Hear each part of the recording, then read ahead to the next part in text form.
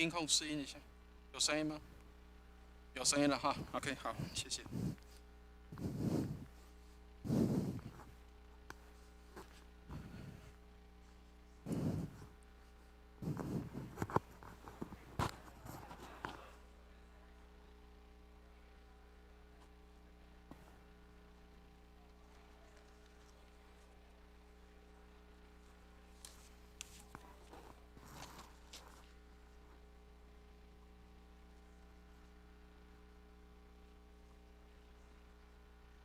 都到了哈。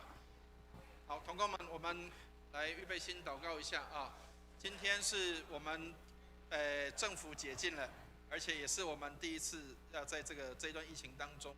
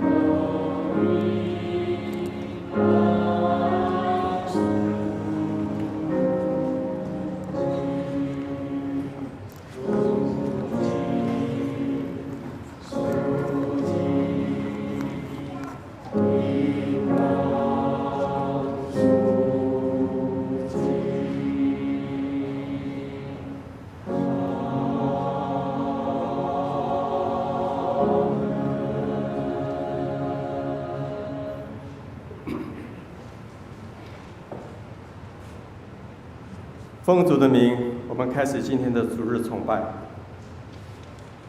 万国啊，你们都当赞美耶和华；万民啊，你们都当颂赞他，因为他向我们大施慈爱。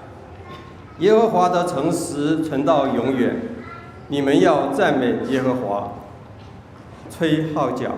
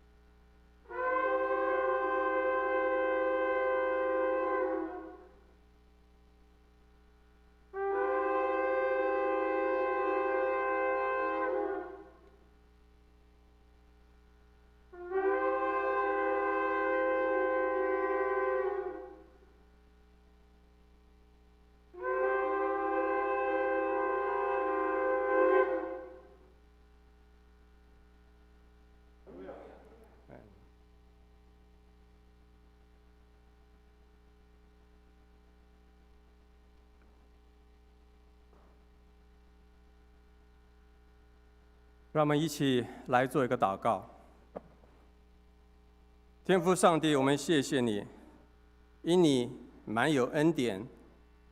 虽然是我们在危险患难中，你在我们的四周安营保护我们，是我们的避难所，是我们患难中随时的帮助。我们来到你的面前，我们心里就得到平静安稳。让我们心中谦卑，真心悔改，愿你的宝血再次的遮盖赦免我们的罪。今天新冠病毒造成了全球的大爆发，仍然没有停止的状况，但我们相信你掌管全地，求你怜悯，让疫情早日的得到控制。也愿再次的借此疫情，让我们反省悔改，来到你的面前。愿你让我们荣光堂的弟兄姐妹有一颗合一的心，彼此相爱，共同兴旺福音。在今天的崇拜中，愿圣灵运行在我们中间，让我们也能够重新得力，过属灵的生活，见证主名。感谢主，奉主耶稣基督名求，阿们。让我们一起翻开新灵粮诗选57首快乐歌，我们一起来唱全4首。第一节齐唱，第2节姊妹来唱，第3节是弟兄唱，第4节我们就是齐唱。好，我们一起来。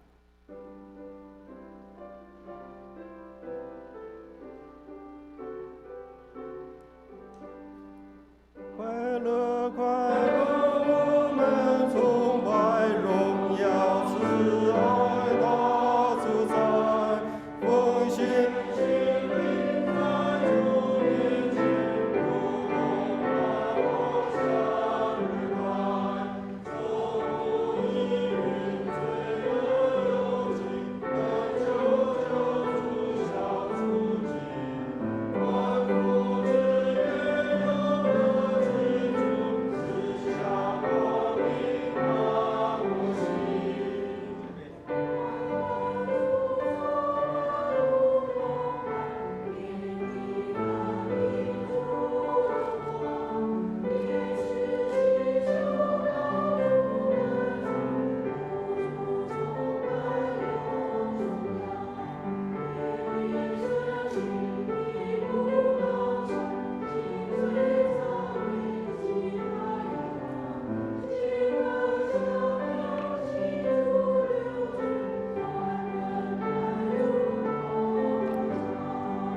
弟兄们，祝你如期相随，永远祝福慈惠。主是生命喜乐源头，滋润安息最佳美。神是父亲，基督是兄，爱中生活皆主名，就叫我们相爱相信。共享属神大欢喜，真心殷勤为他歌声，奉献光明都向你，天父慈爱永驻我们，兄弟友爱心可许，一同前进欢唱不停，奋斗之中见踪路。来个高唱万声震天，迎接光明做新礼。请大家举起立，我们用使徒信经来宣告我们的信仰。请，我信上帝全能的父，创造天地的主。我信我主耶稣基督，上帝的独生子，因圣灵感孕，由童贞女玛利亚所生，在本丢彼拉多手下受难，被钉于十字架，受死，埋葬，将在阴间，以3天从死人中复活，升天，坐在全能父上帝的右边，将来必从降临，审判活人死人。我信圣灵，我信圣而公子教会，我信圣徒相通，我信罪的赦免，我信身体复活，我信永生。阿荣耀颂。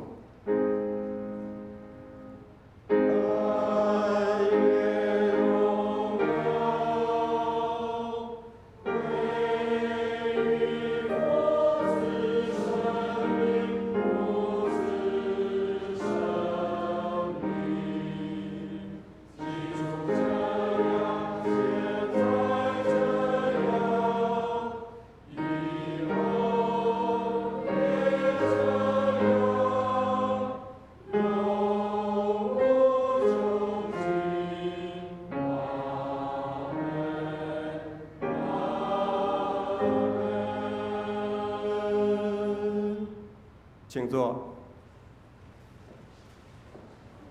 让我们翻开诗篇，第8篇。诗篇第8篇是在旧约的545面。我们要用琴的方式来读这一段，我来读单数节，弟兄姐妹读双数节。诗篇第8篇第1节：耶和华我们的主啊，你的名在全地何其美！你将你的荣耀彰显于天。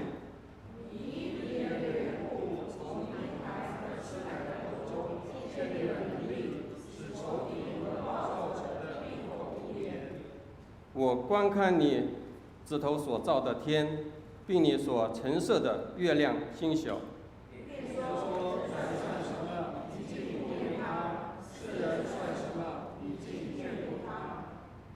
你叫他比天使微小一点，并赐他荣耀尊贵为冠冕。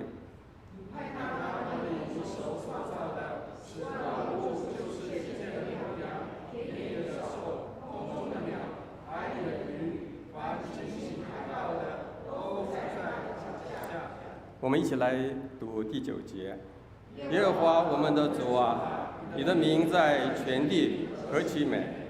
感谢主。接下来我们是祷告的时间，让我们一起来做个祷告。天父上帝，我们感谢你，在主日的早上，众弟兄姐妹能够聚在圣殿中，歌颂赞美你是何等的喜悦。这个时候，让我们有一颗感恩的心，感谢你你赐给我们平安。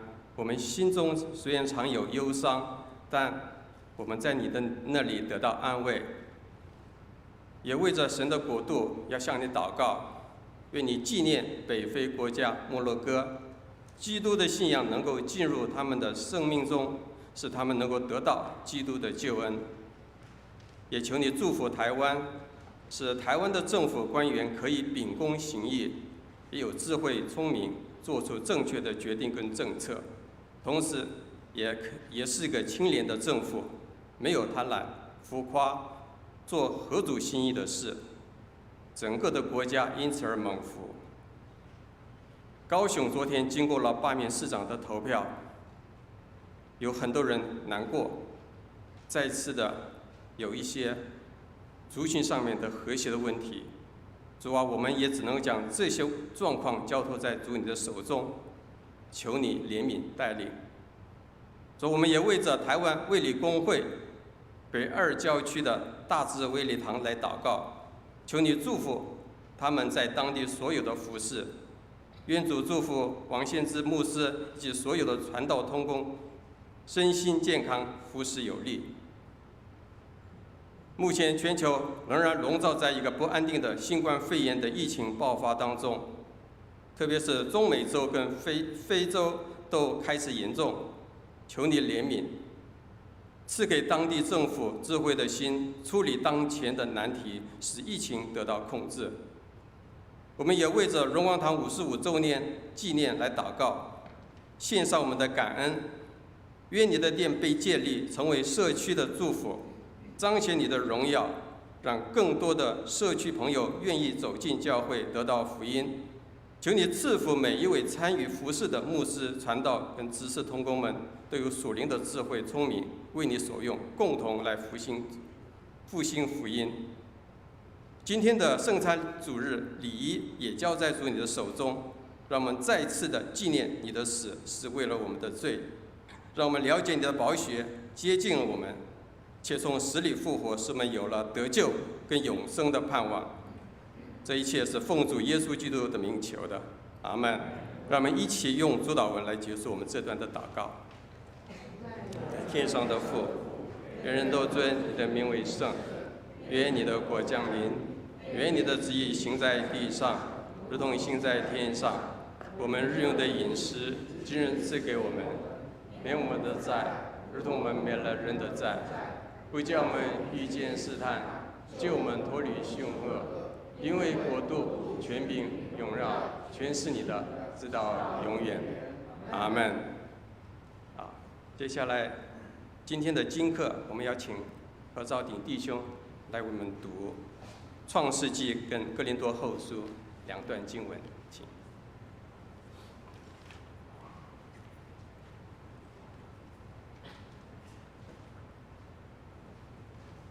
各位弟兄姐妹平安。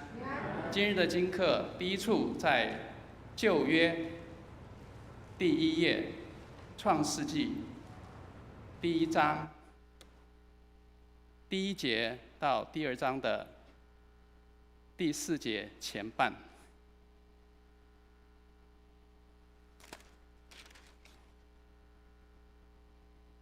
起初，上帝创造天地，地是空虚混沌，渊面黑暗。上帝的灵运行在水面上。上帝说：“要有光，就有了光。”上帝看光是好的，就把光暗分开了。上帝称光为昼，称暗为夜。有晚上，有早晨，这是头1日。上帝说：“诸水之间要有空气，将水分为上下。”上帝就造出空气，将空气以下的水、空气以上的水分开了。事就这样成了。上帝称空气为天，有晚上，有早晨，是第2日。上帝说：“天下的水要聚在一处，使旱地露出来。”事就这样成了。上帝称旱地为地，称水的聚处为海。上帝看着是好的。上帝说：“地要发生青草和结种子的菜蔬，并结果子的树木，各从其类，果子都包着核。”事就这样成了。于是地发生了青草和结种子的菜蔬，各从其类，并结果子的树木，各从其类，果子都包着核。上帝看着是好的。有晚上，有早晨，这是第3日。上帝说：“天上要有光体，可以分昼夜，做记号，定节令、日子、年岁，并要发光在天空，普照在地上。”事就这样成了。于是上帝造了2个大光，大的管昼，小的管夜。又造众星，就把这些光摆列在天空，普照在地上，管理昼夜，分别明暗。上帝看着是好的。有晚上，有早晨，是第4日。上帝说：“水要多多滋生有生命的物，要有雀鸟飞在地面以上，天空之中。”上帝就造出大鱼和水中所滋生各样有生命的动物，各从其类；又造出各样飞鸟，各从其类。上帝看着是好的。上帝就赐福给这一切，说：“滋生繁多，充满海中的水，雀鸟也要多生在地上。”有晚上，有早晨，是第5日。上帝说：“地要生出活物来，各从其类，牲畜、昆虫、野兽，各从其类。”事就这样成了。于是上帝造出野兽，各从其类；牲畜各从其类；地上一切昆虫各从其类。上帝看着是好的。上帝说：“我们要照着我们的形象，按着我们的样式造人，使他们管理海里的鱼、空中的鸟、地上的牲畜和全地，并地上所爬的一切昆虫。”上帝就照着自己的形象造人，乃是照着他的形象造男造女。上帝就赐福给他们，又对他们说：“要生养众多，遍满地面，治理这地，也要管理海里的鱼、空中的鸟和地上各样行动的活物。”上帝说：“看哪，我将遍地上一切结种子的菜蔬和一切树上所结有核的果子，全赐给你们做食物。至于地上的走兽和空中的飞鸟，并各样爬在地上有生命的物，我将青草赐给他们做食物。”事就这样成了。上帝看着一切所造的都甚好，有晚上，有早晨，是第6日。天地万物都造齐了。到第7日，上帝造的物已经完毕，就在第7日歇了他一切的工。安息了。上帝赐福给第7日，定为圣日，因为在这日，上帝歇了他一切创造的功，就安息了。创造天地的来历，在耶和华上帝造天地的日子，乃是这样。第2处经文在新约204页，哥林多后书13章11到13节。新约204页，哥林多后书13章11节到13节。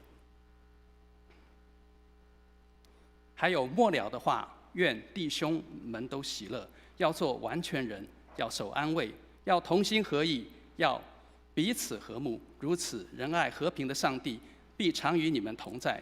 你们亲嘴问安，彼此要圣洁。众圣徒都问你们安。以上是今日的经课。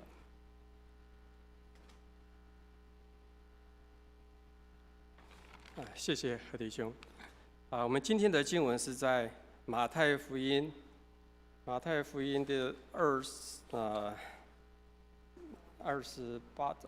章16节到20节。马太福音28章16节，在新约27页。马太福音28章16节，由我来读。11个门徒往加利利去，到了耶稣约定的山上，他们见了耶稣就拜他。然而还有人疑惑。耶稣近前来对他们说：“天上地下所有的权柄都赐给我了，所以你们要去，使万民做我的门徒，奉父子圣灵的名给他们施洗。凡我所吩咐你们的，都教训他们遵守。我就常与你们同在，直到世界的末了。”感谢主。接下来是诗班献诗，请。今天要献的是头戴荆棘。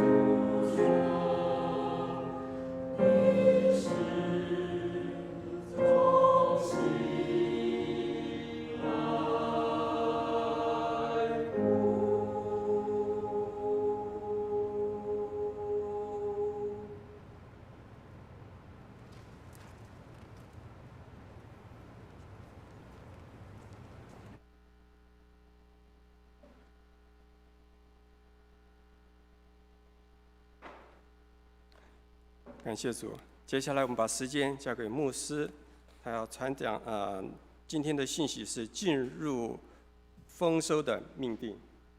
请。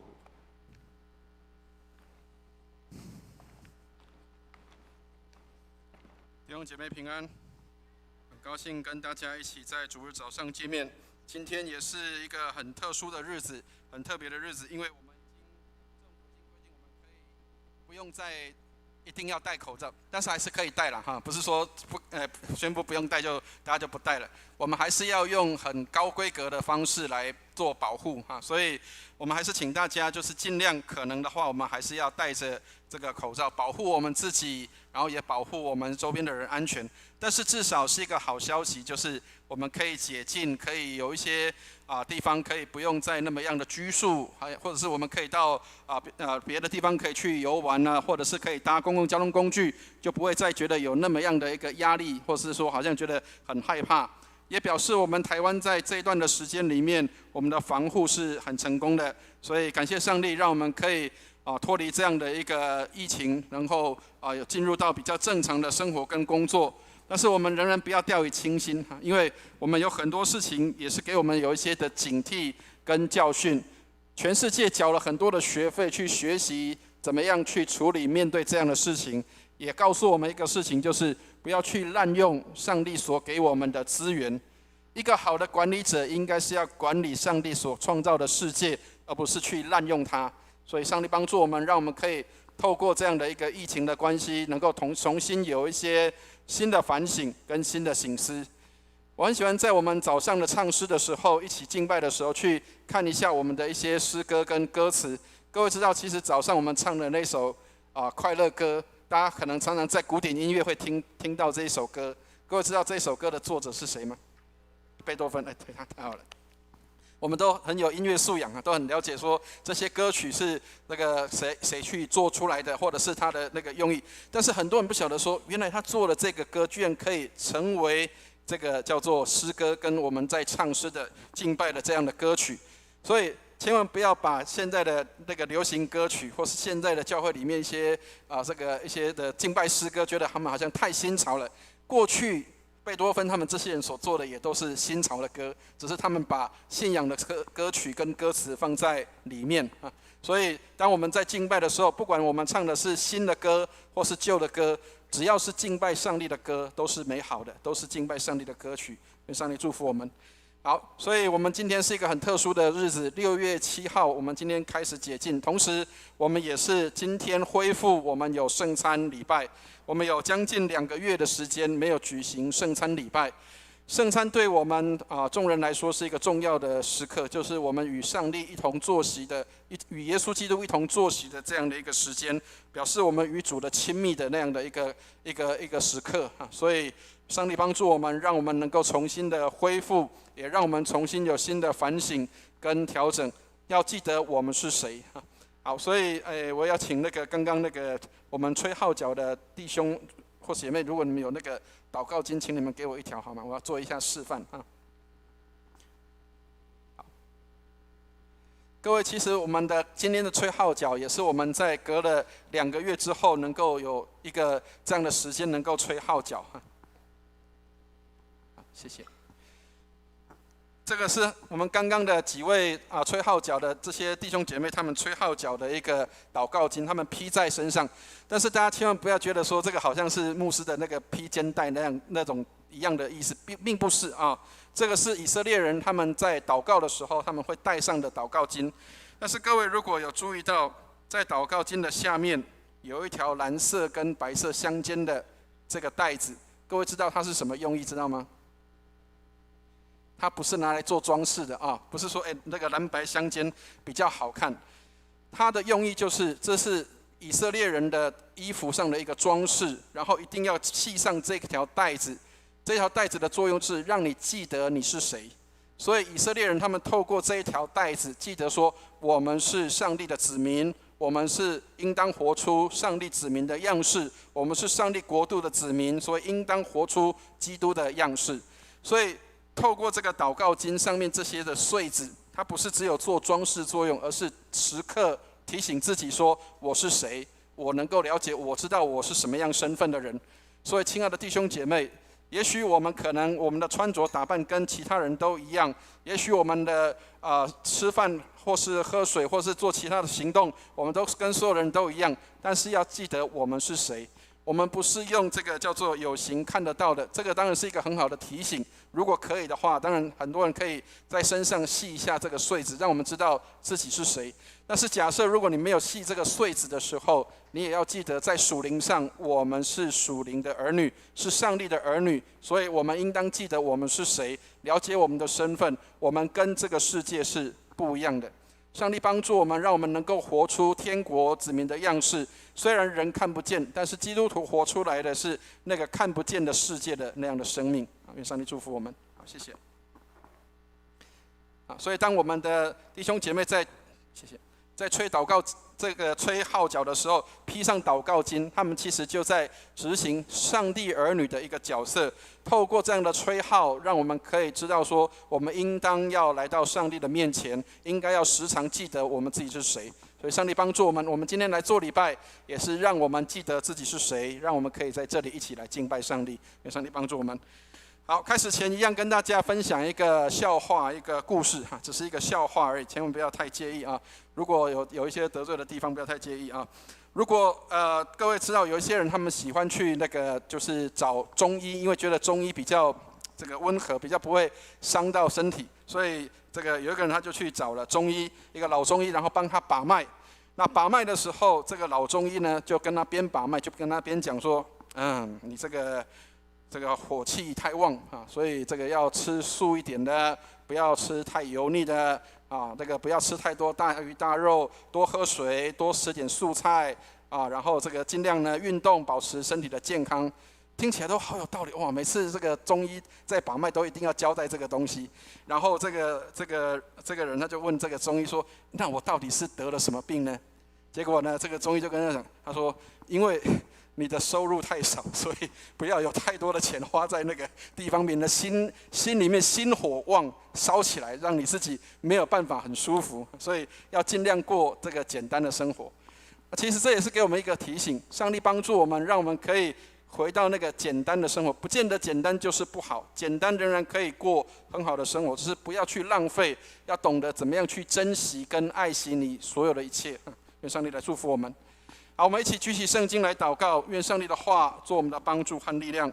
我们一起举起圣经来祷告，我们一起用这个祷文来祷告。我们一起念：请，这是我的圣经。他说我是谁，我就是谁。他说我拥有就拥有，他说我可以就可以。今天上帝的话要来教导我，我诚心悔改，我心里警醒，我灵谦卑受教，我就不再一样。奉主耶稣基督的圣名，阿们。我们每一个人都有眼睛，也都会有一些视力，虽然不一定每个人眼睛都很好，但是我们应该大致上如果都还算健康的话，应该我们都看得到东西。但是看得到东西不代表你的眼界就是开阔的好，我们请大家看一下，对不起，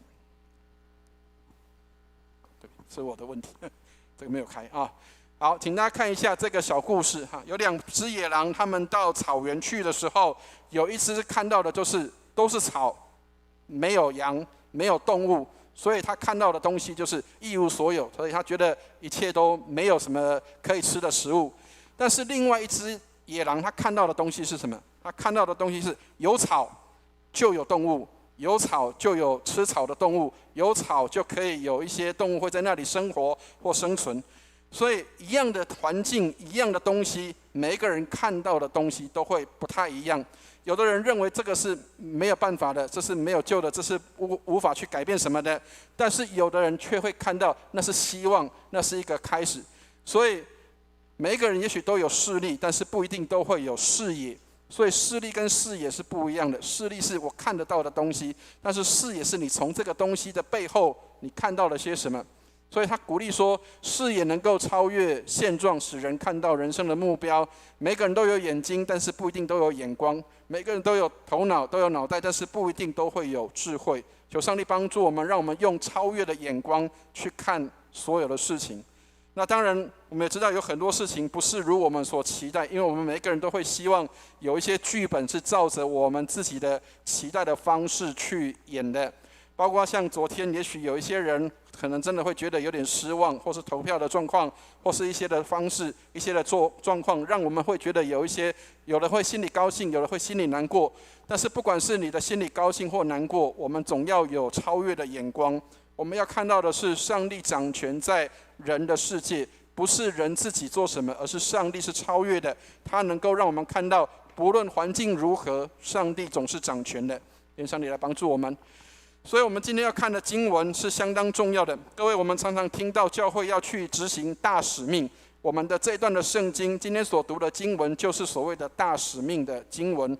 所以意思就是教会是有一个使命的，教会的存在或是教会应该有一个要去执行的一个任务或工作，它不是一个只是在那里的一个大家吃喝快乐的地方，或是一个俱乐部，它是有一个使命存在的，它要去做某一些的事情。所以耶稣在今天的我们所看的经文里面，他说：所以你们要去。耶稣命令我们要去做什么？他说要去使万民成为他的门徒。各位，很多事情我们常常做久了之后，我们不晓得使命在什么地方，上帝要给我们的命令在什么地方，或是上帝要带领我们的旨意在哪里。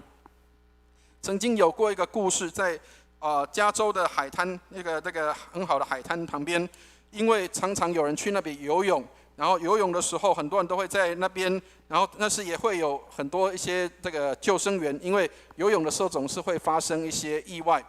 那但是救生员都装备各方面都只有很简单的，就是他们就穿个红短裤，然后跳下海去，或是拿这个救生圈去救人。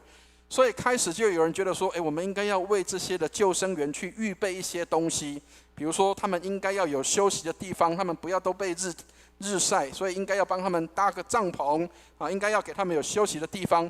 所以开始有人就在那里搭帐篷，然后让这个救生员可以有休息的地方。过了没有多久，大家又觉得，这个救生员在那个棚子里面好像不太好，又没有饮水机，没有一些设备，所以开始大家就添购了一些设备，要有饮水机，要有这些设备，要有这些的装备，然后让他们可以使用。然后在越来越大的时候，这个帐篷不够用了，我们应该要盖个房子吧？好，盖个房子，然后我们就在海边盖了一栋这个建筑物。然后让救生员可以在那边可以去使用，然后他们可以在那里休息，以至于他们可以做更好的服务，这些都很好，很棒。然后到最后的时候，大家就觉得，为什么只有救生员才能够在这个房子里面？我们也应该要大家都进来到这里面休息啊，好，然后累的时候要进到这里面休息。所以后来这个房子就越盖越大了。但是很巧的就是，反而因为房子越盖越大的关系，结果救生员反而没有地方去执行他们的工作跟任务，以至于这些救生员到最后他们被迫又到别的地方再去搭个帐篷，然后去那边等候要去救援一些有需要的人。原来的那个帐篷的地方就变成一个很大的俱乐部，很多人都喜欢到里面去享受，去吃喝快乐，然后在那里吹冷气，大家都在那边有很好的交谊。但是忘记了这个站原本是要来做救生员的使用的一个地方。所以亲爱的弟兄姐妹，很多时候我们教会在一些行动或活动久了之后，我们就忘记了我们的使命跟我们所要做的事情是什么。所以耶稣说，你们要去做什么？他说要去使万民成为他的门徒。所以我们来看一下，在这里耶稣基督的大使命不是叫我们要使别人成为我们教会的会友，不是只是要让人成为叫做荣光堂的会友，而是要让人可以成为跟随耶稣的门徒。所以亲爱的弟兄姐妹，我们虽然可以带领很多人来到教会里，但是不是所有的人都成为跟随主的门徒。跟随主的门徒需要了解一个事情是，你要学习效法你的老师，也就是效法耶稣基督的样式。我们不是只有来到教会里面吃喝快乐，不是只有来到教会里面在这里唱诗敬拜，而是我们有一个使命的，我们应当要能够去使人成为跟随主的人。所以亲爱的弟兄姐妹，上帝帮助我们，耶稣基督给我们有一个使命，是教会应该有这样的一个要去做的工作。我们荣光堂在高雄这个地方，今年已经满了55年。其实上次我跟弟兄姐妹来分享，我们教会在这里设立了55年的时间，是一段相当长的时间。从一个婴儿到一个中年人，这么长的一段时间，55年，我们的教会在这里设立，在这里这个教会被建造成立在这个地方。那前几天我有看到林继博老师他写的一个我们教会的简史，那算一算，刚好在他的那个记录里面，我是我们教会第14任的牧师。那14任也表示什么？55年，如果我是第14任的话，表示我们大概每4年可能就换一个传道人，每4年、3年、4年，我们可能就换一个牧师，3年、4年，我们可能就会有另外一个传道人会来带领。但是，亲爱的弟兄姐妹，传道人会离开，传道人会更换，传道人会更替，但是教会是永远存在的。教会不会因为说传道人不在了，3年4年他走了离开了，然后这个教会就垮了。这个教会不是因为传道人而设立的，是为了众人来设立的，而且是为了要使人能够学习做耶稣基督的门徒。所以，亲爱的弟兄姐妹，也许不一定每一个牧师待的时间都很久，但是每一个传道人在这里都会有他的教导跟贡献，每一个传道人都会有他在这边的使命，他在这里完成的阶段性的任务，下一个阶段可能又是另外一个人所做的工作。无论是什么，我们都相信上帝在教会里都有他美好的旨意，要训练我们弟兄姐妹，要帮助我们弟兄姐妹，让我们的弟兄姐妹更加的得人。所以教练也许会换人，也许你参加一个球队里面，教练也许会换人，但是这个球队是永远存在的。这个球队的使命跟目标就是我们要去得分的，我们要去得到这个分数，我们要去得到这个得到这个胜利。我们在比赛当中目标就是要求得胜利，要来得分数的。所以不是因为这个教练存不存在，而这个球队能不能够继续。每一个球队都可能还会有新的教练继续的来带领，但是无论是谁，他都在那里，哪一个教练在那里，他都在那段时间完成他的阶段性任务。所以我们也是，教会虽然55周年，也许我们更换了很多的一些同工执事，包括传道人，但是教会仍然要继续的完成上帝给他的使命跟任务。只是我们要思考一个事情是，耶稣总共才不过12个学生，但是耶稣的12个学生，他对社会、对世界是产生极大影响力的。但是现在我们可能不一样了，我们也许教会已经开始改变了，我们有很多的会众，我们有很多的会友，我们有很多的这些的弟兄姐妹，我们有很多的基督徒，但是我们能不能够改变这个世界？很多时候我们反而不是去改变了世界，而是被世界给改变了。教会没有去改变世界的时候，就会被世界来改变。所以上帝帮助我们，当教会、当信仰进到一个地方去的时候，它应该要带来一些改变，应该带来一些颠覆性的行动。各位，我们台湾的福音已经进到台湾，如果假设从2位姓马的宣教士来的时候，我们应该已经有150年的时间。这150年的这样的一个宣教的时间的当中，这2位宣教士，他们只身来到台湾，他们可能只有带着一纸皮箱来，但是他们却带领了，让台湾能够带领到现在150年后，我们的教会有很大的进步跟成长。然而到今天，我们不用再去跟过去的人一样说金和银我都没有了。我们现在拥有很多的设备，我们拥有很多的金钱，我们拥有很多的这些装备，但是我们是不是能够仍然有那样的一个福音使命在我们的里面？上帝设立我们的教会在高雄这个地方，他有他的使命，他有他的任务，他要我们的教会能够承接这样的使命跟任务，能够去改变这个世界，改变这个社会。各位如果还有印象的话，如果各位喜欢看台湾历史，其实我很喜欢看台湾史。150年前福音还没有进到台湾的时候，其实台湾的社会跟现在是不一样的。我们当中有很多姐妹，我们有的学历都很高，你都有很好的经历或是很好的职业，但是在150年前，这是从来没有过的。台湾没有过女生可以去学校念书的，台湾没有过女生可以在外面抛头露面的，台湾没有过女孩子可以有自己的事业成就或发展的。直到福音进到台湾之后，开始第一个有学校的地方就在北部的地方，在淡水那里。各位如果有机会到淡水去玩的话，如果去到有一个叫淡江中学的地方，那个以前叫做女学堂。女学堂的意思就是什么？那是第一个开放给女生能够进到学校里面去求学跟认识知识的地方。所以曾经有一个牧师这样讲，他说福音传到一个地方去的时候，它会带来颠覆性的行动，它会让一个地方能够翻转过来。过去不会这样做的，现在可能就会不一样了。过去可能不被看重的，现在可能会翻转过来。所以过去台湾可能没有所谓的正式的医生或是医院，但是等到福音进来的时候，也把这些的医疗或是这些的医疗的方式能够带进到台湾里面，让台湾可以有不一样的这样的一个发展。所以以至于到现在，我们台湾的这样的一个医疗是世界有目共睹的。所以亲爱的弟兄姐妹，福音传到一个地方来，福音来到一个地方，或甚至包括进到一个人的心里面，它都应该会带来颠覆性的行动。它会让一个人翻转过来，它会让一个人有所改变，它会让一个人不再一样。上帝帮助我们，只有12个人团队的耶稣改变了这个世界。然后我们如今拥有非常多的东西，拥有非常多的资源，我们是不是如今能够对这个世界产生影响力？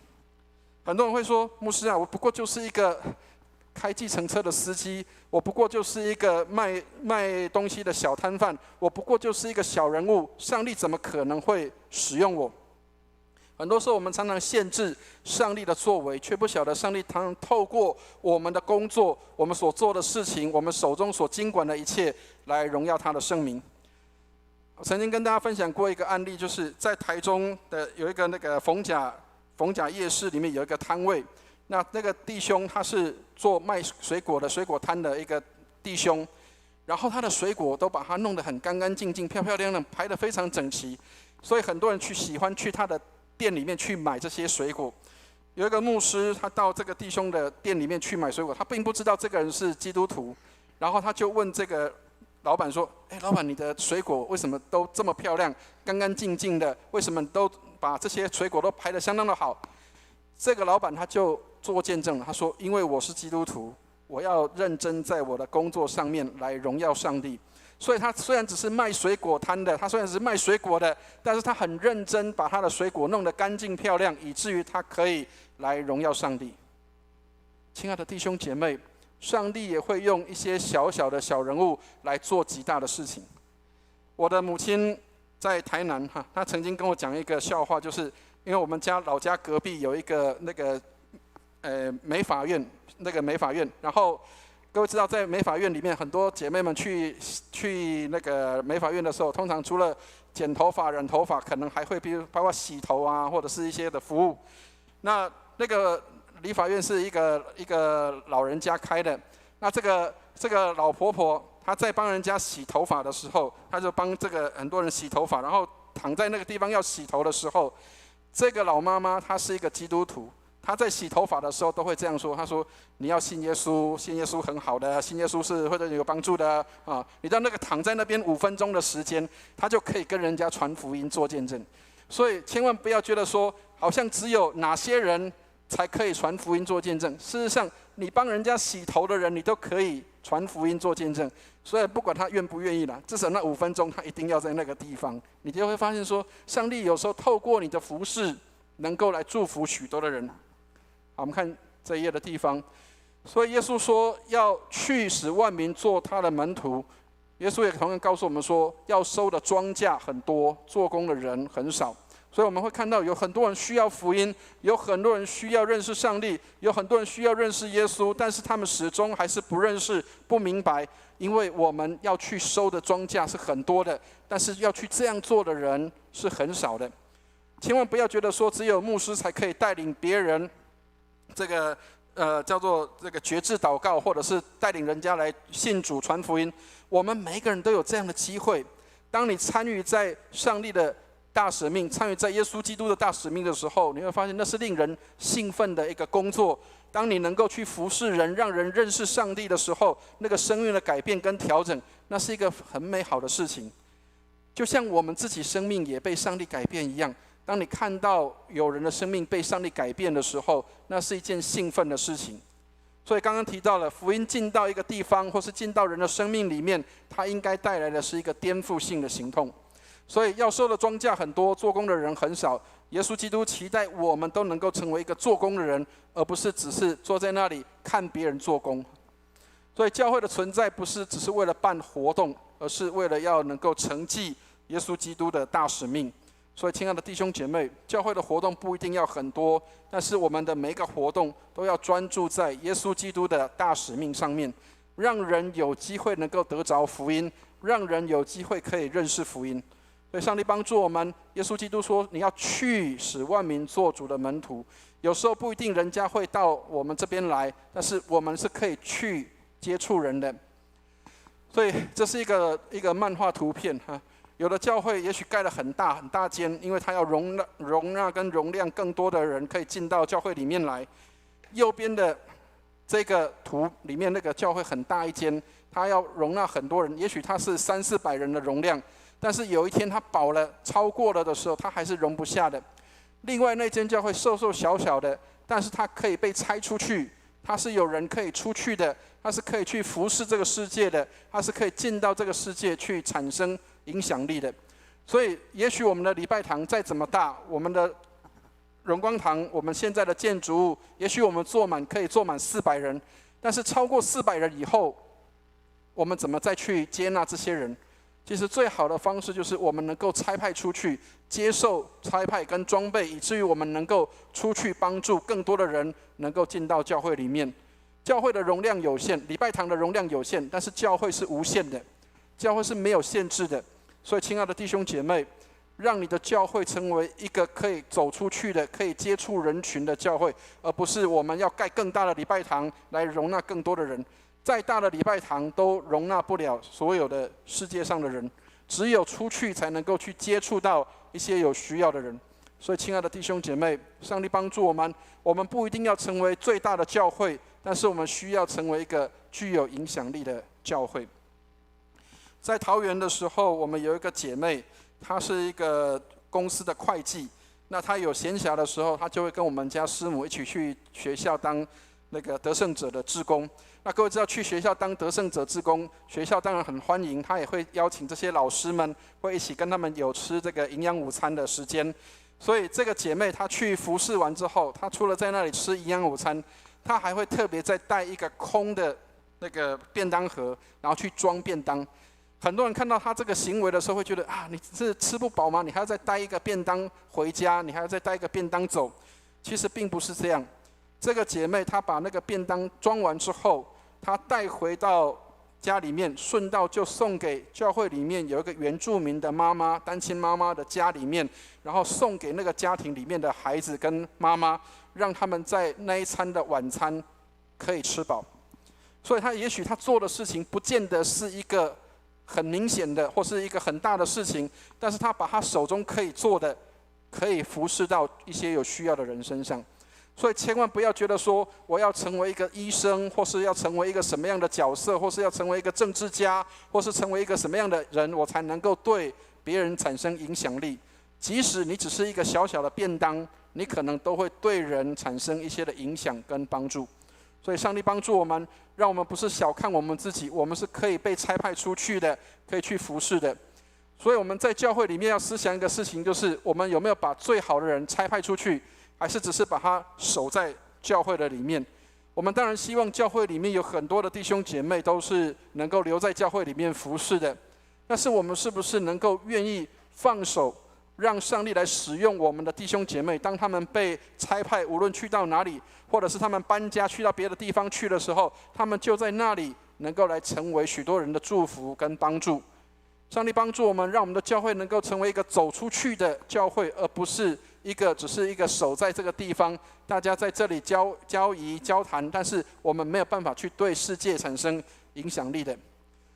所以我们不是要在教会里面做教会的光，应当是做世界的光。也就是说，你们是世上的光，是世上的盐。所以我们不是只是聚在一起要在这里发光，而是能够到黑暗的地方，到各个角落去，能够在那里成为光。上帝帮助我们，让我们无论在各个地方、各个角色上面，我们都能够成为这个世上的光。当你在你工作的职场里面的时候，你的办公室里面没有光，你觉得这个办公室很冷漠、很黑暗的时候，那也是需要光的时候。当你觉得在这个团体里面没有爱的地方，没有一些可以有一些的联系的地方，你能够在那里发出光来，那个就带来了一个很好的联系，让那个地方就开始不一样。其实有时候只要一点点小小的改变，就会带来一些的极大的效用。跟大家讲一个故事，也不算故事，因为1年前才刚发生的事情。我刚来到我们荣光堂的时候，我第一次参加的团契就是我们的松柏团契，当然不是说第一次参加的团契，因为之前也有带过一场那个祷告会，但是第一次正式参加的小组聚会就是在我们的松柏团契。那对不起借用一下我们的松柏团契的例子。那松柏团契我第一次参加的时候，在聚会的时候，奇怪为什么这里怎么讲话大家都很尖锐怎么读经的时候、祷告的时候、分享的时候，都好像很有火药味，然后有时候都会觉得有一些怪怪的情况，就是好像有一些人很有意见，然后或者是2个人会针锋相对的。我总觉得好像这里少了点什么东西，所以后来我就做了一个改变，就是我就把家里面的咖啡粉挖出来，把家里的茶叶挖出来，把家里的点心挖出来，然后就放在1楼的地方。我们聚会的时候，我就把它放在桌上，然后把茶泡好，把咖啡泡好，让我们的松柏团契聚会的时候，我们可以开始吃一点东西，可以有一些喝些水，或是喝点饮料，喝的咖啡，然后让大家可以有机会，可以在讲话的时候，可以有些东西可以塞着。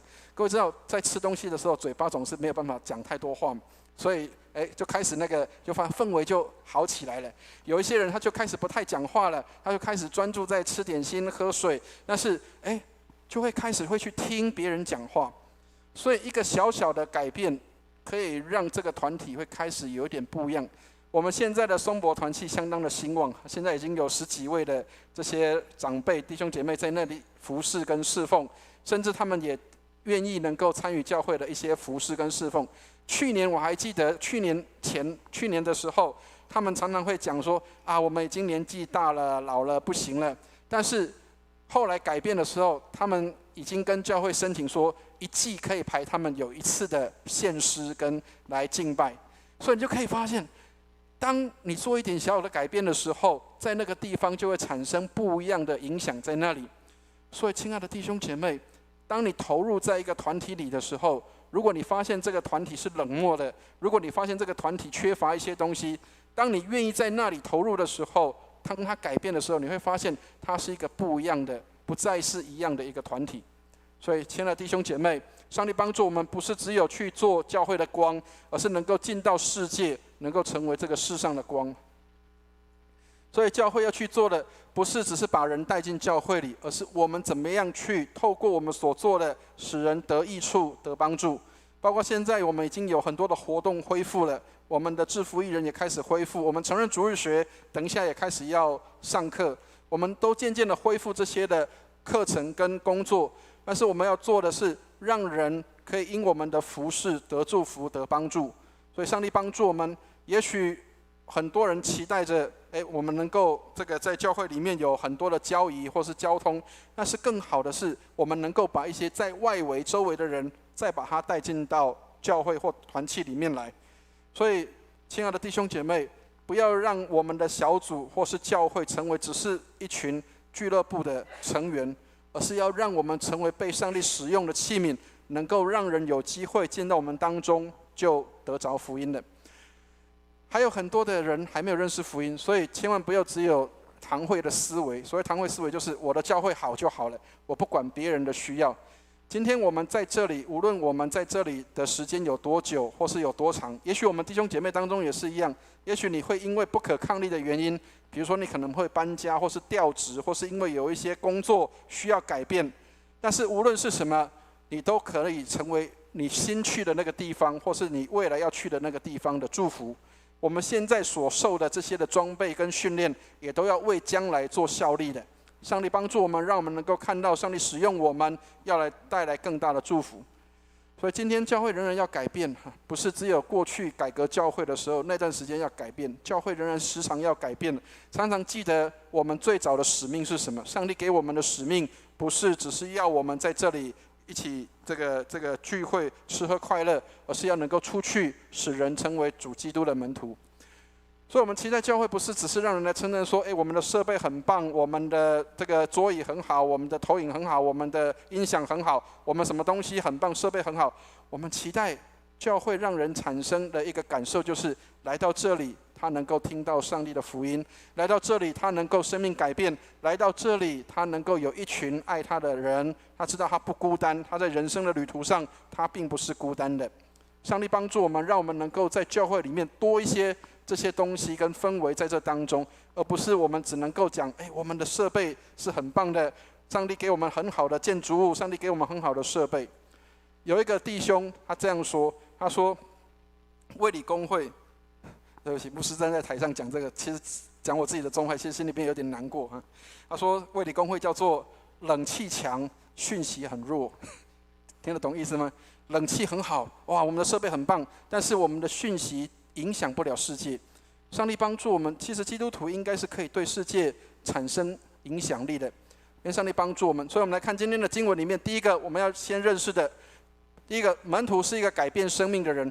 我们自己生命要先被上帝改变，我们才能够去改变人家的生命。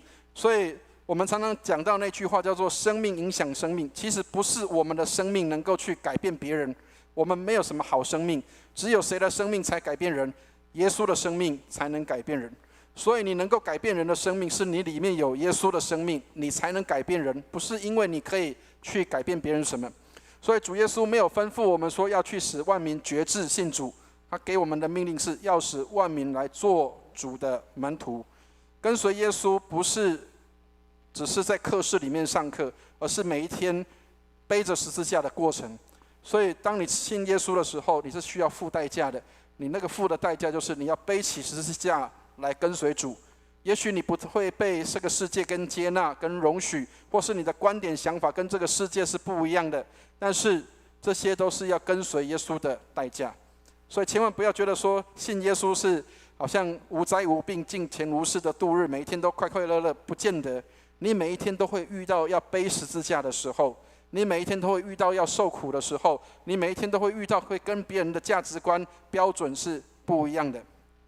我曾经分享过一个案例，就是我们有一个当兵的弟兄，当他在他的这个工作上面，他是做采买的，他每天早上去市场采买的时候，总是会有摊商会跟他讲说，这个过去你们的那个阿兵哥都会收回扣，这个回扣就你拿回去。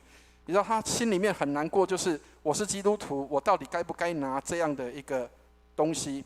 所以后来这个弟兄他来到教会里面问我的时候，我就跟这个弟兄鼓励说，如果今天这个不该是你拿的，那么你把它放在给你的部队，给你的这些同事们，他们可以享受来使用。所以他后来就把这一笔钱不是拿来自己塞在口袋里，虽然他可以这样做，因为以前的人都是这样做，但是他怎么做？他把这一笔钱拿来加菜给他的同事，以至于他的同事连续几周都吃到非常丰盛的菜肴。所以他把这些他本来可以收的这些的回扣拿来更多的给出去，奉献在这些有需要的这些人的身上。他并没有把他自己放在这个口袋里，但是他要冒的险是以前的人都是这样的，以前的人都是做这些事情。所以亲爱的弟兄姐妹，门徒是生命改变的人，他跟别人是不一样的。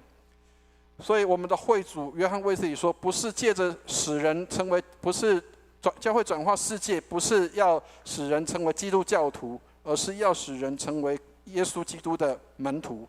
我们不是只是要让人家成为卫理公会的会友，而是要让他能够成为愿意跟随耶稣基督的人。所以也许今天他不一定来到我们的教会里面成为我们的会友，但是如果他能够在这个世界带来一些改变，带来影响力，那么他是跟随耶稣基督的人，他是耶稣的门徒。所以亲爱的弟兄姐妹，门徒是生命改变的人，他跟别人是不一样的。所以我们的会主约翰卫斯理说，不是借着使人成为，不是要使人成为基督教徒，而是要使人成为耶稣基督的门徒。我们不是只是要让人家成为卫理公会的会友，而是要让他能够成为愿意跟随耶稣基督的人。所以也许今天他不一定来到我们的教会里面成为我们的会友，但是如果他能够在这个世界带来一些改变，带来影响力，那么他是跟随耶稣基督的人，他是跟别人是不一样的。所以上帝帮助我们，让我们也敏感教会里面上帝要开始工作的一些氛围。所以当圣灵工作运行在聚会当中的时候，你会看到弟兄姐妹开始拆下面具，彼此承认生命中的挣扎跟软弱，并且一同在圣灵里彼此代祷跟服侍。所以当教会开始有这样氛围的时候，表示我们的教会已经往上帝的心意来走了。所以愿上帝帮助我们，让我们的教会能够成为一个接纳跟包容软弱跟这些需要的人的这样的教会。第二个，门徒是带领教会复兴的人。任何一个世代里面，上帝都会呼召一群人来跟随他。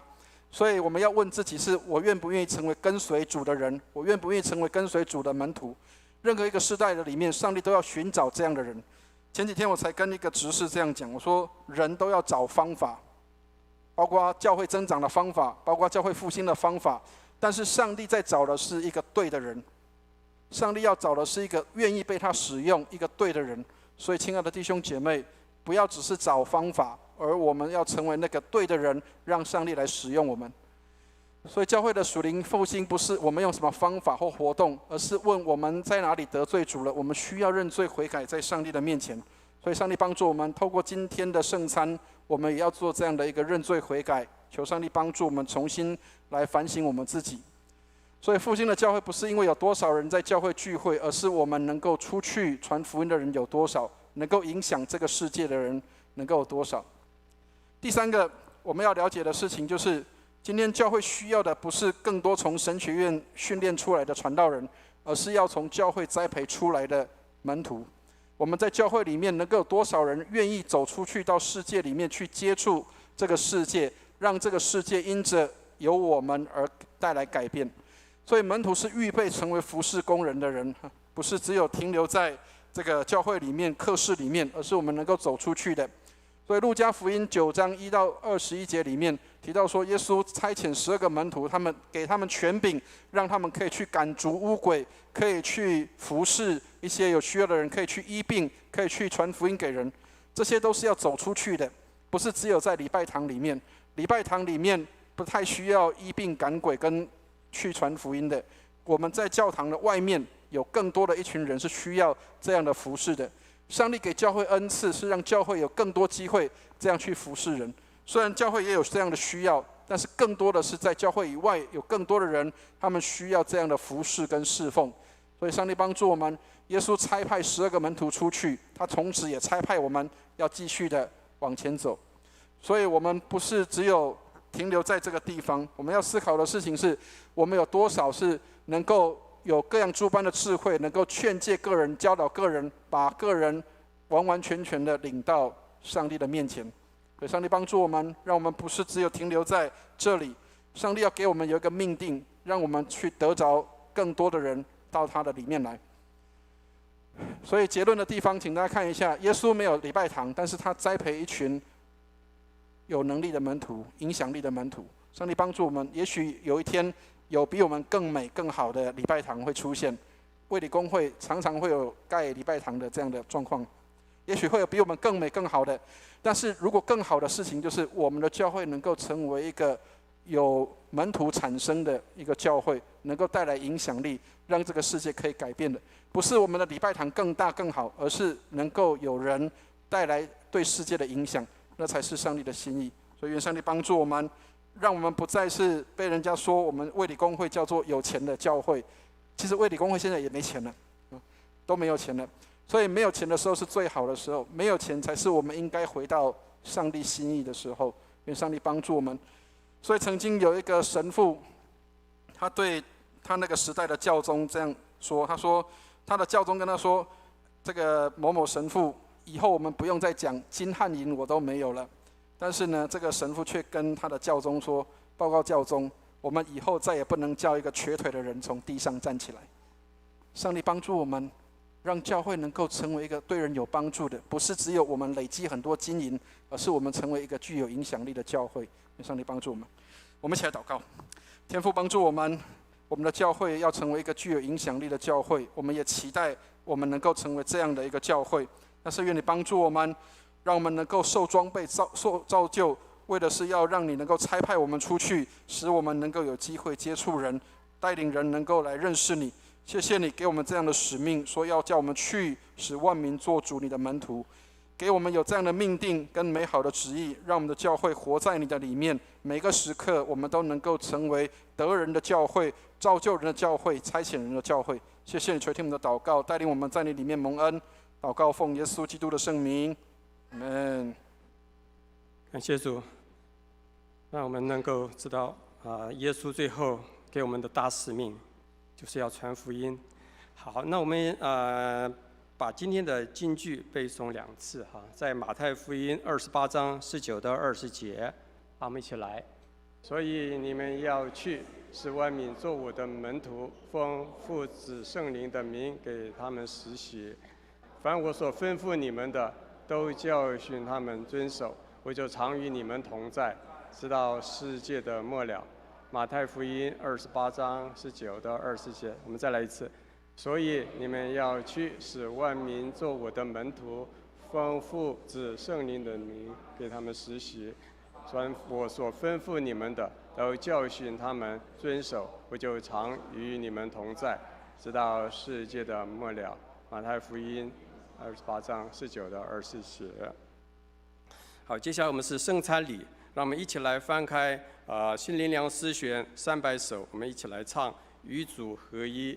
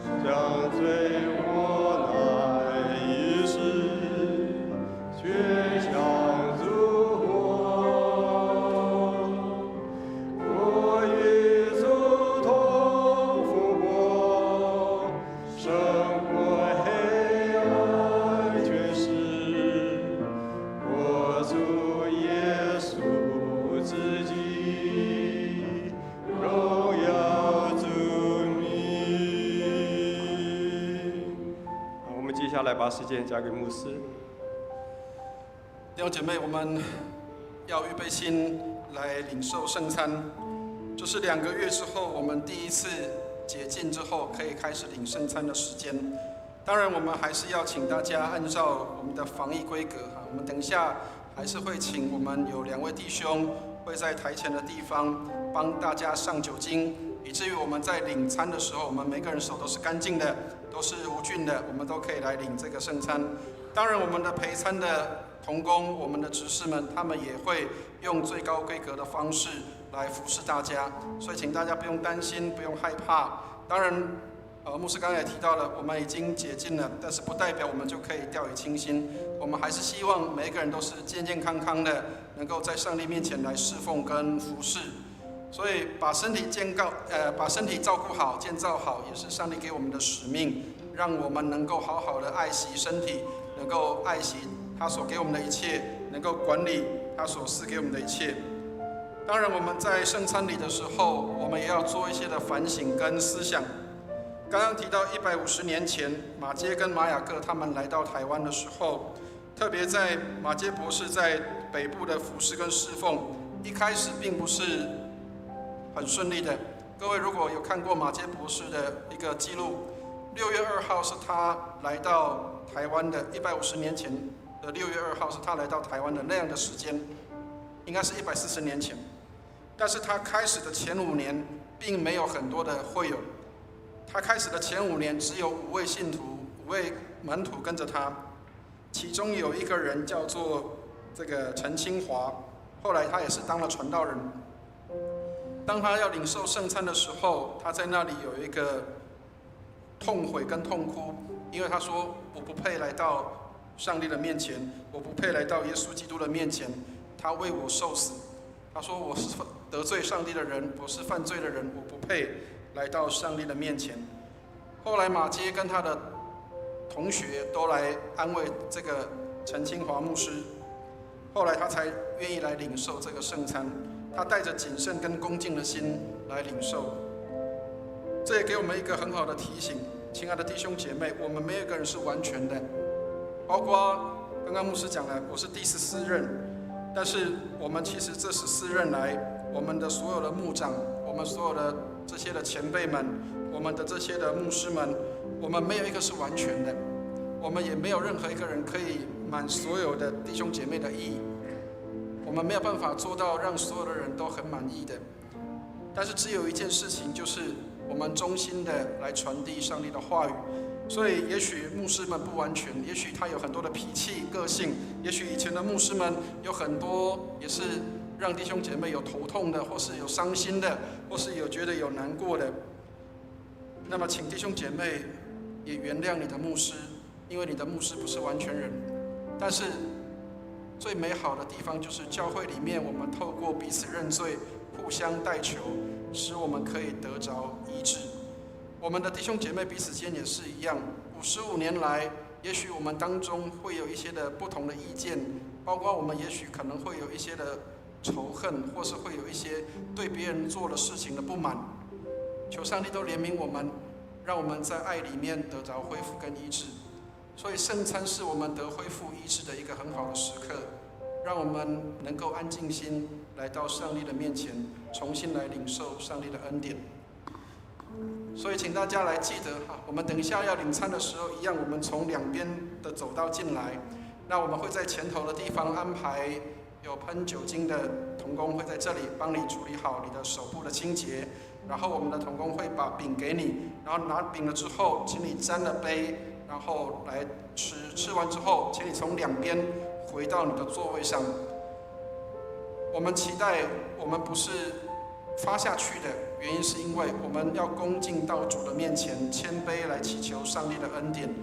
我们也许有很多不完全的地方，但是我们重新认罪悔改，在上帝的面前，我们要重新再一次的得到恢复跟医治。所以请大家，我们等一下领圣餐的时候就到台前来。那如果万一真的不小心你的饼掉进去杯里面，不要用手去捞，不要让大家觉得这个很恶心所以你掉了没关系，我们会再发一个新的饼给你，然后你再沾。但是你的手指也不要沾进去不要把你的手指头沾到杯里面去。上帝帮助我们，让我们能够在安全的状态下，我们能够恢复与主亲密的时刻。圣餐是我们与主亲密的时刻，也是我们回应主的时刻。上帝帮助我们重新再一次的回到主的面前来领受这样的恩典。请我们一起来听圣经的话。看我正在门外叩门，若有听见我声音就开门的，我要进到他那里去，我与他，他与我一同坐席。你们若真实悔罪，与人亲爱和睦，立志之心，从今以后遵主的命令，行主的道，就当存信心前来到全能上帝的台前，谦虚忏悔，领这圣餐，得受恩惠。我们一起来念这个祷文，我们一起念来。无所不能的上帝，我主耶稣基督的父，创造万物、审判万人的主，现在我们承认及悔恨我们的种种罪恶。我们素来在思想上、言语上、行为上都有过恶，得罪主，干犯主的盛怒。现在我们诚意忏悔，求慈悲的父怜悯我们，为主耶稣基督赦免我们从前的罪，又赐恩典，叫我们从今以后改过自新，遵主的圣意，永远服侍主，将尊贵荣耀归于主的圣名。这是靠我主耶稣基督求的。阿们。请听解罪文。无所不能的上帝，我们的天父，主曾发大慈悲，应许将赦罪的恩赐给诚心悔罪、真实信靠主的人。现在求主怜悯我们，赦免我们，救我们脱离一切罪恶，激发我们，坚固我们，使我们勇于为善，能得永远的生命。这是靠我主耶稣基督求的。阿们。请听圣经上对谦卑懊悔的人所说的话：若有人犯罪，在父那里，我们有一位中保，就是那医者耶稣基督。他为我们的罪做了挽回祭，不是单为我们的罪，也是为普天下人的罪。我们来念心中仰望文：你们心里当仰望主，我们当感谢我主上主。无论何时何地，感谢主圣父无所不能、无始无终的上帝，这是理所当然的，也是我们本分所当做的。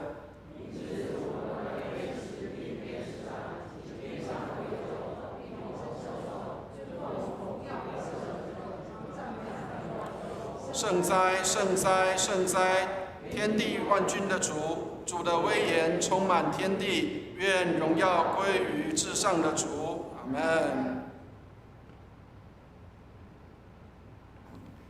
基督在十字架上替世人赎清罪孽，他又设立圣餐之礼，吩咐我们常常奉行，纪念他的受死，直到他再降临的时候，领受主所赐的这饼和酒，就是领受他的圣体与宝血。主耶稣被卖的那一夜，拿起饼来，祝谢了，就拨开说：“这是我的身体，为你们舍的，你们应当如此行，为的是纪念我。”饭后又照样拿起杯来说：“这杯是用我的血所立的新约，为你们众人免罪流的。你们每逢喝的时候要如此行，为的是纪念我。”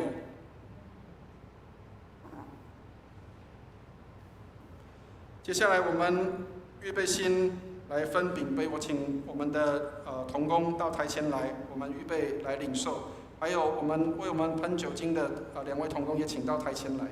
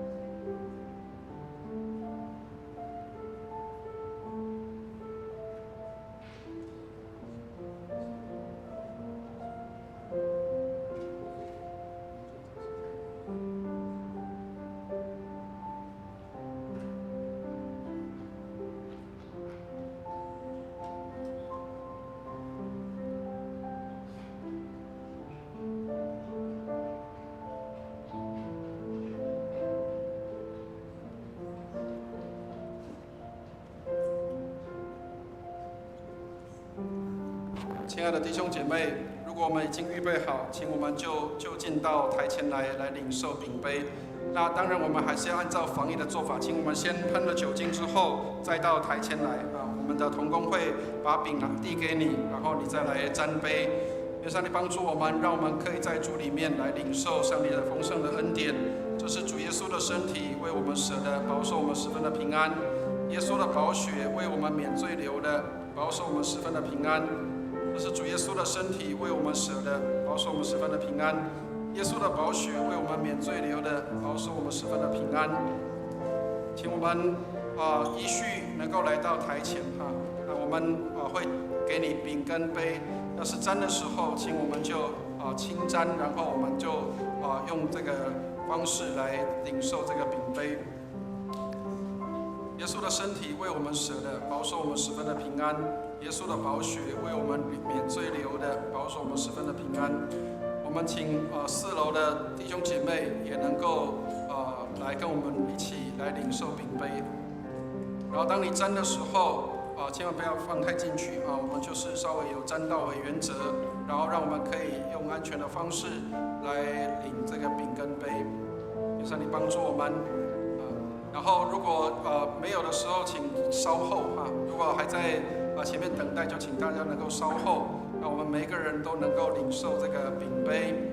愿上帝帮助我们，让我们能够在主的恩典里面，能够重新再回到主的恩典当中，与主亲近。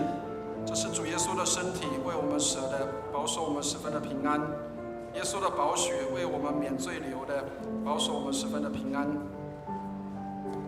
我们领受饼杯是代表我们接受耶稣基督为我们受死，只等到他再来。愿上帝帮助我们，让我们能够重新的再一次的在神的面前来领受他的恩典。这是主的身体为我们舍的，保守我们十分的平安；耶稣的宝血为我们免罪流的，保守我们十分的平安。这是主的身体为我们舍的，保守我们十分的平安；耶稣的宝血为我们免罪流的，保守我们十分的平安。有不方便行动的，我们的同工会递到你那边如果有不方便来领的，这是主耶稣的身体为你舍的，保守你十分的平安；耶稣的宝血为你免罪流的，保守你十分的平安。还有没有还没有领到的弟兄姐妹？这是主耶稣的身体为你舍的，保守你十分的平安；耶稣的宝血为你免罪流的，保守你十分的平安。有没有还没领到的？有没有还没领到的弟兄姐妹？好，感谢主，让我们可以一起来领受圣餐。谢谢。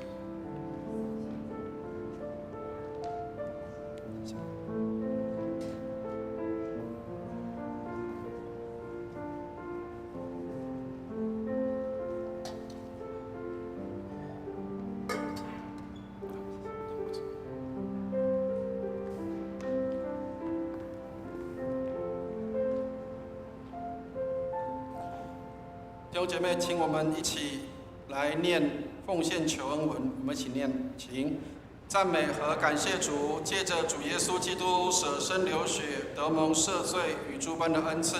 现在我们将自己献给主，做合宜清洁的活祭，恳求主使我们得蒙主的大恩鸿福。我们罪恶深重，原不配来献祭于主，但我们求主接受我们区区的至诚，因为主耶稣基督饶恕我们的过犯，所以唯有求主欢喜悦纳，不要计较我们的行为，但愿尊贵荣耀归于无所不能的圣父、圣子、圣灵三位一体的主，永世无尽。阿们。请我们一起来接受祝福。愿上帝赐你们出人意外的平安，保守你们的心怀意念，永远幸福，敬爱上帝和上帝的圣子，我主耶稣基督。又愿圣父、圣子、圣灵三位一体的主常与你们众人同在。阿们。请坐。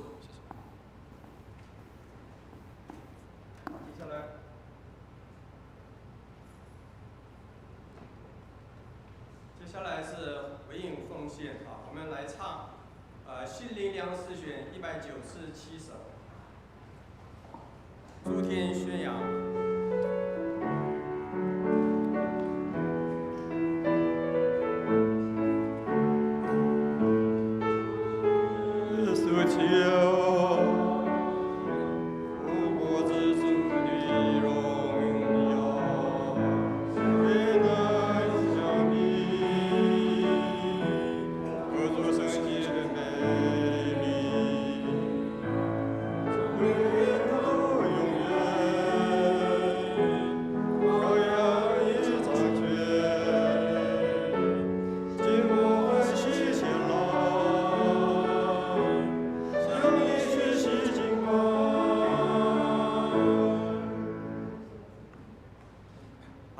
起来做一个奉献祷告，也请丝线的同工到台前来。我们一起来祷告。天父上帝，我们谢谢你，你供应我们，使我们丰富无缺。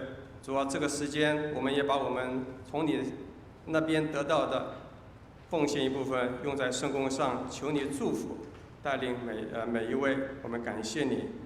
这样祷告是奉主耶稣基督得胜的名，阿们。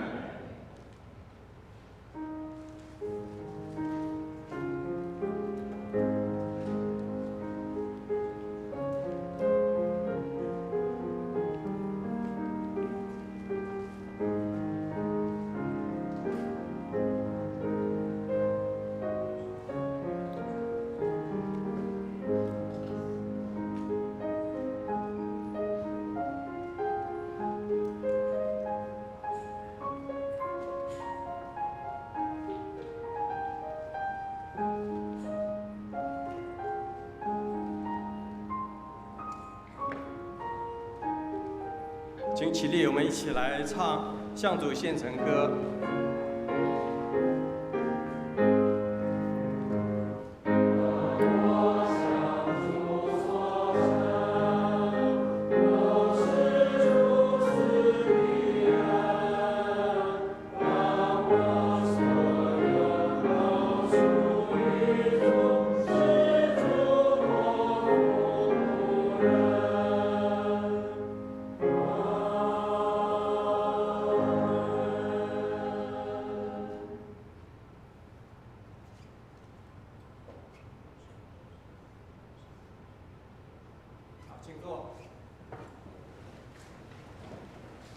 让我们一起来唱《我们成为一家人》。我们唱完第一首前面完了之后，第二次再唱的时候，请大家一起起来问安。我们用拱手的方式，好。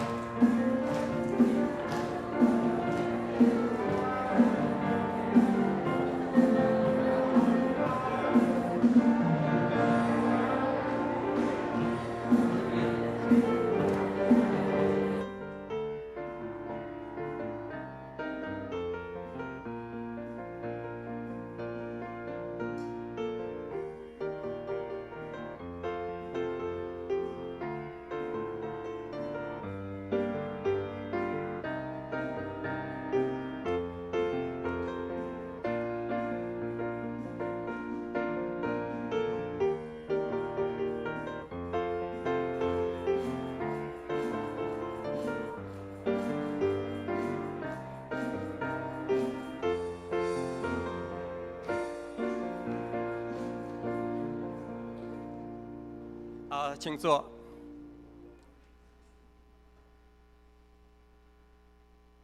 我们做一些简单的报告哈。教会的消息今天是圣三一主日欢迎参加聚会的以及线上的新朋友。我们今天有新朋友吗？愿上帝赐福。那也是为了政府防疫的政策，所以今天我们的爱宴还是暂停，我们等到时候再看情况，我们再来回复哈。然后周四的7点半有查经祷告会，欢迎大家一起来参加。那另外就是下周日，6月14号中午12点半，在201教室要召开小组长以及执事会议要请小组长跟执事们准时能够参加。第4点，暑期期间呢，要到弟兄姐妹暑期活动规划安排，我们为这件事情要祷告。另外就是我们要为教会足够的经费支持网络直播施工，以及改变新的牧养方式，我们为这样子的一个改变来祷告。好，也为着弟兄姐妹工作稳定、身体健康，不要受到疫情的影响，我们为这个祷告。另外就是今天呢，我们要回复成人主日学。等一下，因为今天时间是稍微晚了一点，不过我们还是照样的来进行。请大家准时到各教室就是完了之后呢，就马上到各教室来参加成人主日学。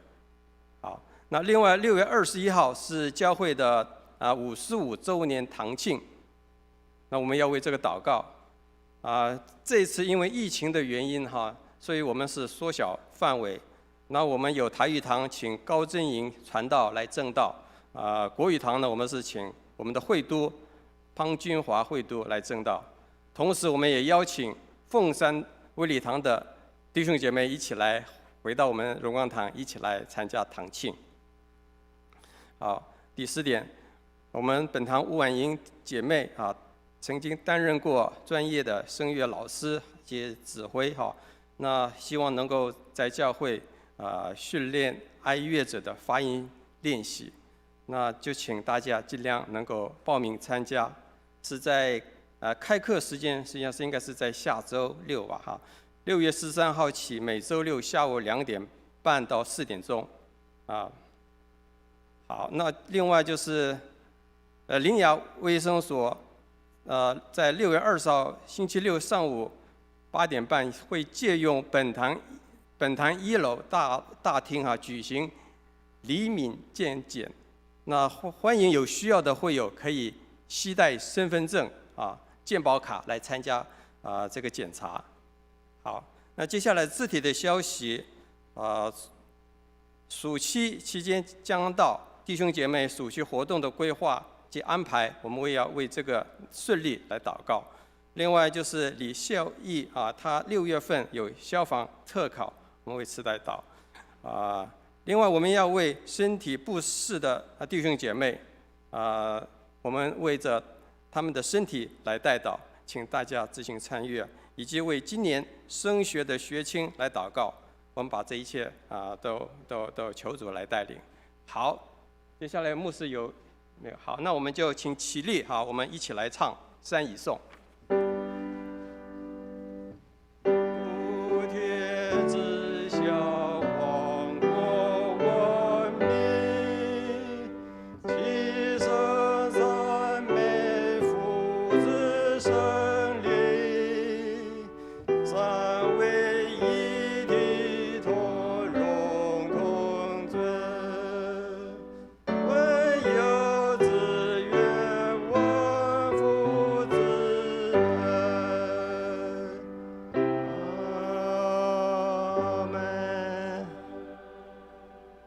牧师祝福，我们一起来领受祝福。慈悲怜悯的天父，差我们到我们所应当去的地方，在那里为你做美好的见证。你圣灵也为我们做见证，证明我们是你的儿女，并且我们在这里所做的都为荣耀你而做。愿我主耶稣基督的恩惠、天父上帝的慈爱、圣灵的感动与交通，常与我们众人同在，从今时直到永永远远。阿们。阿们颂。